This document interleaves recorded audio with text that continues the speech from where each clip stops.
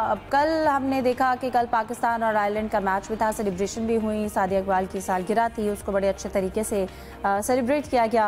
और कल के मैच में पाकिस्तान की जो टीम है वो भी फेवरेट थी, लेकिन उसके बावजूद भी नताइज जो हैं वो बहुत मुख्तलिफ रहे। पाकिस्तान अपना मैच आयरलैंड से हार गई। विमेन टीम का ये मैच था।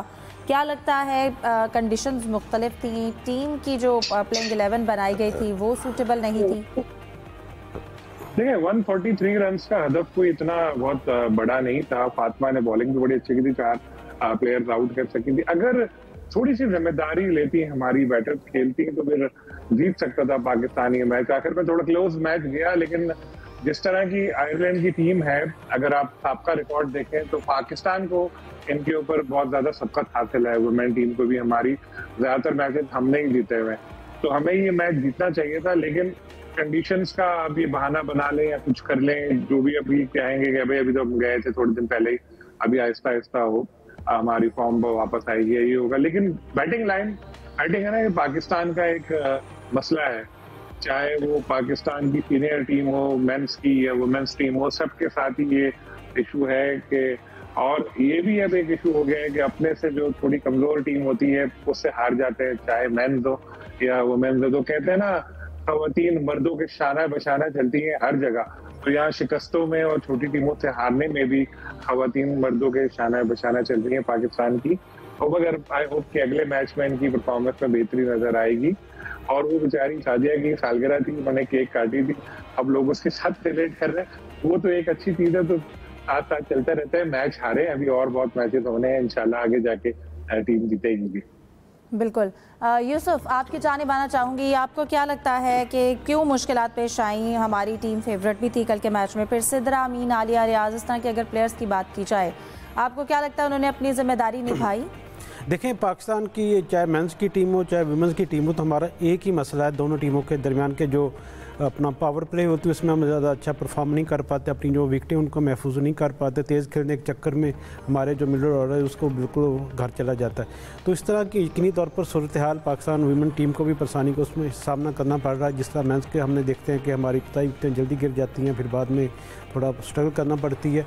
तो मेरे ख्याल में हदफ जो था इतना बड़ा नहीं था, अगर समझदारी के साथ प्लानिंग के साथ बेहतर की जाती, क्योंकि आलिया से बहुत ज़्यादा तवक्कुआत हैं, रियाना बेग वगैरह ये सारी अच्छी हैं, इनकी जो जितनी भी सीनियर बल्लेबाज उनको अपनी ज़िम्मेदारी का मुजाहरा करना चाहिए था। बाकी खिलाड़ी यंगस्टर हैं, उनसे हम ये तवक्को नहीं कर सकते को बाहर जाकर इतनी ज़्यादा अच्छी परफॉर्म करेंगे, जितना उनको खेलने का मौका मिलेगा, उनका तजर्बा भी होगा। लेकिन ओवरऑल जो सीनियर खिलाड़ी उनको अपनी ज़िम्मेदारी का एहसास करना चाहिए था कि पहले मैच में अगर वो हम जीतते हैं तो उससे ज़्यादा जो अतमाद में उसमें इजाफा होता। ये बदकिस्मती है पाकिस्तान की टीम की, और ख़वातीन खिलाड़ियों को ख़ास से मौके भी मिलते हैं, इनको मराद भी दी जाती हैं। आपको याद है कि कल ही हमने जिक्र किया था कि इनको सेंट्रल कॉन्ट्रैक्ट भी दिए गए, 50% इनके मुआवजे में भी इजाफा किया गया, तो उनको अपनी परफॉर्मेंस भी बेहतर बनानी पड़ेगी। सिर्फ ये कह देना कि हम मर्दों के बराबर हमें भी मुआवजा दिया जाए, तो मर्दों के बराबर आपको थोड़ा बेहतर करने की कोशिश भी करनी चाहिए। अगर परफॉर्मेंस अच्छी होगी, यकीनी तौर पर पीसी भी खुश होगा, हम भी खुश होंगे कि हमारी खवातीन की टीम ने भी बाहर जाकर नाम कमाया है। यकीनी तौर पर उम्मीद की जा सकती है कि आइंदा जो मैचेज़ हैं 8 और 10 तारीख को मैच है दोनों के दरमियान आयरलैंड के साथ, उसमें हम कुछ बेहतर कर सकें, गलतियों से सीख सकें। बिल्कुल। जाहिद साहब, मैं आप जी सलीम साहब, आप कुछ कहना चाह रहे हैं? आजकल तो मर्दों के बराबर ही परफॉर्म कर रही हैं, वो सही कह रही हैं, मेंस टीम में तो बिल्कुल। अब कल जाहिद साहब उनका सेंट्रल कॉन्ट्रैक्ट के बारे में भी हमने डिस्कस किया, उसमें इजाफा हुआ। उसके बाद लगता है टीम थोड़ी रिलैक्स हो गई है कि चलें मुआवजे में इजाफा हो गया है, सेंट्रल कॉन्ट्रैक्ट का ऐलान हो गया है। बतौर कप्तान अगर फातिमा सना की भी बात की जाए तो उनकी कारकर्दगी कितनी मुतमईन रही कल के मैच? देखिए अब्जा, थोड़ा सा पीछे जाना चाहूँगा। वर्ल्ड कप क्वालिफाइंग राउंड जो है लाहौर में हुआ था, जहाँ की डेड और स्लो पिचेस पे, और पाकिस्तानी टीम आपको याद होगा बहुत अच्छा खेली थी। एक मैच में तो पाकिस्तान ने कमाल कर दी थी, जो बांग्लादेश फेवरेट थी और बड़ी मजबूत टीम, यहाँ कजाफी के साथ ही LCC ग्राउंड है जहाँ पे उनका मैच हुआ था, और वहाँ की कंडीशन इससे बिल्कुल डिफरेंट थी। मेरी ज़ाती राय में 17 दिन का कैंप लगा कराची में, तो 17 दिन की बजाय बड़ा लंबा कैंप होता है इस मौसम में, 17 दिन का कैंप लगाना।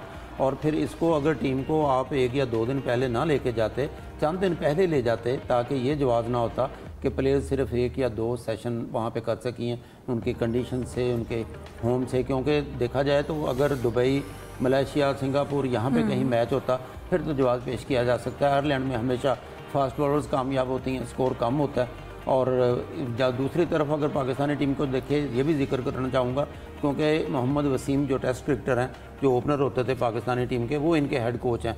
और एक जीत जो होती है ना, वो बहुत सी खामियों पे पर्दा डाल देती है। उसी वक्त हमें खदशा था कि जब भी टीम हमारी वुमेन टीम बाहर जाएगी, ऐसी कंडीशन में जाएगी, फिर इनका असल इम्तिहान होगा कि किस हद तक हमारी प्लेयर कामयाब रहती हैं। वहाँ टॉस जीता पाकिस्तानी कप्तान है फातिमा सना, जिनका आपने जिक्र भी किया। फातिमा की सलाहियतों पे कोई शक नहीं है। यहाँ भी हमने उनको कैंप लगते हुए देखे, वहाँ वर्ल्ड कप क्वालिफाइंग ग्राउंड हुआ लाहौर में, वो भी हमने देखा। वो बहुत जान मारती हैं, बहुत मेहनत करती हैं, हर प्लेयर के पास जाती हैं। बॉलर बहुत कमाल किए हैं, जैसा कि इस मैच में भी उन्होंने 4 विकेटें ली हैं, कैच भी लिए, मिकाल बने किया 2 और रन आउट भी किया। और लेकिन अगर देखा जाए तो पाकिस्तान ने जो रन्स दिए, इसके जवाब में हाँ अलबत्ता कहना चाहूँगा, टॉस जीतकर जो कम अज़ कम मुझे याद पड़ता है या समझ आई, फातिमा ये कह रही थी कि लगता है यहाँ पे फास्ट बॉलर्स को मदद मिलेगी, लेकिन ज़्यादा हमने स्पिनर्स पर इन्हिसार किया। फिर जब पाकिस्तान की बैटिंग की बारी आई है, 140 या 142 रन किए। पाकिस्तान की इब्तदाई विकेटें बिल्कुल ऐसे ही गिरी हैं जैसे बांग्लादेश में पाकिस्तान की T20 टीम थी, यानी 54 पे 4 या 5 पाकिस्तान की आउट हो चुकी थी। गुल फरोज़ा, मुरीबा अली, सिद्रा अमीन, आलिया और जितनी भी अच्छी इब्तदाई बैट्समैन हैं, वो बहुत जल्दी विकेटें गिर गई। ये तो बाद में आने वाली नतालिया और गालबन वो रामीन शमीम है, उन्होंने स्कोर किया और काबिल कदर 131 तक पहुंच गए।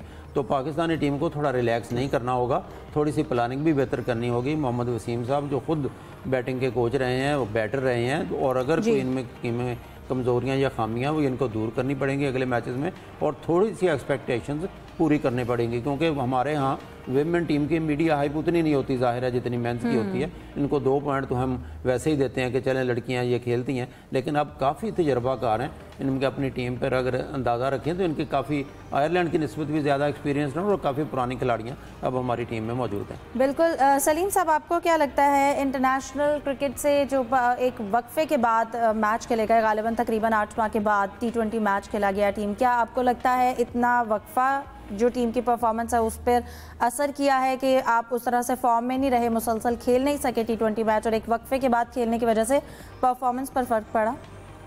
नहीं, कैंप वगैरह तो लगते रहते हैं, और जैसे कराची में भी कई दिनों का इनका कैंप लगा था, प्रैक्टिस वगैरह होती है, लेकिन जो मैच प्रैक्टिस होती है वो एक बिल्कुल अलग चीज होती है। मैच का प्रेशर अलग होता है और कंडीशंस का भी बड़ा फर्क पड़ता है।